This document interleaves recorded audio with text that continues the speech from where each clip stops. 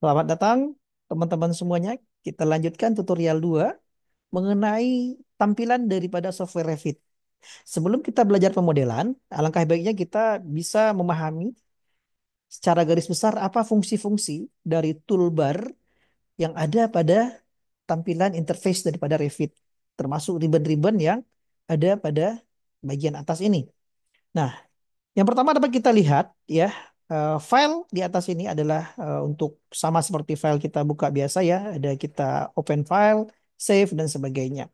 Nah, di sini kita dapat melihat ya ada pilihan file, arsitektur, struktur, style, precast sampai nanti ada modify. Nah, kita lihat di sini kalau struktur mulai dari arsitektur, arsitektur adalah pemodelan yang kita butuhkan untuk membuat komponen arsitektur pada gedung ya, mulai dari wall, door, window, komponen, kolom dan lain sebagainya. Kemudian yang kedua adalah struktur. Nah, kalau kita ingin membuat model struktur, maka di sini sudah tersedia juga menunya, mulai dari beam, wall, floor, kolom dan sebagainya. Termasuk di sini juga ada nanti pengaturan penulangan ya, mulai dari bagaimana cara memasukkan tulangan sengkang, tulangan lentur, kemudian bagaimana cara menentukan selimut beton ya, dan bagaimana cara kita untuk membuat shaft ya, kemudian bagaimana juga bisa membuat grid dan sebagainya ya. Kemudian yang selanjutnya sama ya untuk terkait struktur baja juga ada di sini ya, precast. Kemudian ada sistem ya, sistem ini berhubungan dengan komponen mechanical electrical ya, di sini juga ada mechanical equipment dan sebagainya ya. Kemudian insert, insert adalah bagaimana kita dapat memasukkan atau seperti mengimport eh, gambar acuan ya, mulai dari Revit link, link Revit ya, bisa juga untuk menggabungkan antara Revit struktur dengan Revit arsitektur. Kemudian link IFC ya, itu IFC adalah file global dari software lain mungkin dan bisa kita buka di Revit ya. Kemudian ada link CAD ya untuk mengimport gambar dua dimensi dari CAD dan sebagainya. Termasuk nanti kita dapat juga meload family ya dan sebagainya. Ini ada banyak fungsi. Kemudian annotate, annotate adalah bagian kita untuk mengetahui seperti dimensi, jarak ya, bisa juga region, kemudian juga find and place ya. Di sini ada banyak fungsi-fungsi lain yang bisa kita tambahkan ya, seperti legenda daripada pipa ya dan sebagainya. Kemudian analisa, analyze mungkin kita tidak terlalu dalam ya. Ini pada Revit analisanya adalah secara global kalau untuk apa pembebanan ya, memang dominan masih menggunakan software analisa struktur seperti SAP 2000, kemudian ITAPS ya, robot structural analysis dan Tekla structure design dan sebagainya. Kemudian di sini pun sudah bisa juga untuk terkait dengan analisa energi ya, mengenerate eh, connect ataupun berhubungan dengan Autodesk Insight 6 dimensi. Tapi ini tidak belum kita pelajari pada pertemuan ini.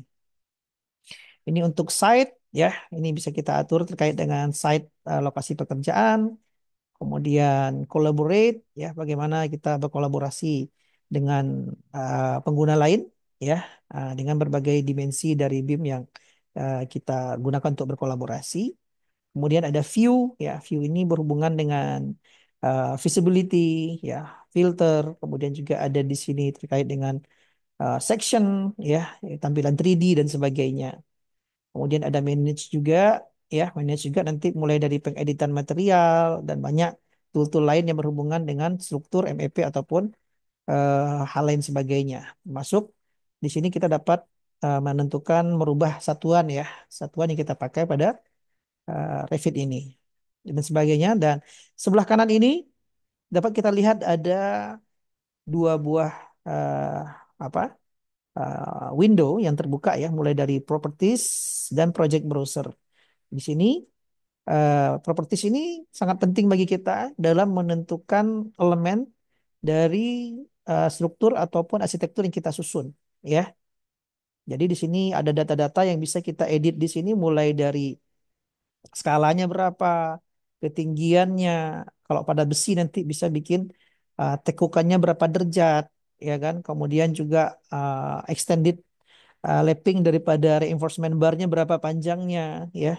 Kita akan edit di sini. Kemudian ada beberapa hal yang bisa kita edit manual juga di sini ataupun otomatis. Kemudian yang kedua adalah project browser. Project browser ini berhubungan dengan tanpa potongan dan denah ya. Jadi kalau level ini kita berhubungan dengan denah, ya kan? Kemudian nanti apa namanya? Kalau untuk elevation ini, kalau 3D ini berhubungan dengan model tiga dimensi, kita dapat model tiga dimensinya. Kalau elevation itu berhubungan dengan tampak ya. Jadi untuk membuat grid nanti sangat dibutuhkan ini ya. Kemudian pada bagian bawah ini kita dapat menggunakannya untuk eh, apa namanya? Skala ya. Di sini bisa kita tentukan eh, ketelitian ataupun ketebalan dari garis ya ataupun kondisi dari gambar ataupun model yang kita buat. Kemudian di sini adalah kondisi dari tampilan visual style daripada model kita mulai dari fine, medium sampai coarse ya. Kemudian juga ada tampilan yang nanti bisa merubah jadi dari tiga dimensi yang bagus ya. Kemudian sampai nanti yang hidden line atau wireframe. Jadi wireframe ini kelihatan tulangannya. Jadi bisa diatur di sini. Dan beberapa tool lainnya yang bisa kita gunakan nanti seiring berjalannya waktu. Demikian untuk tutorial kedua. Terima kasih.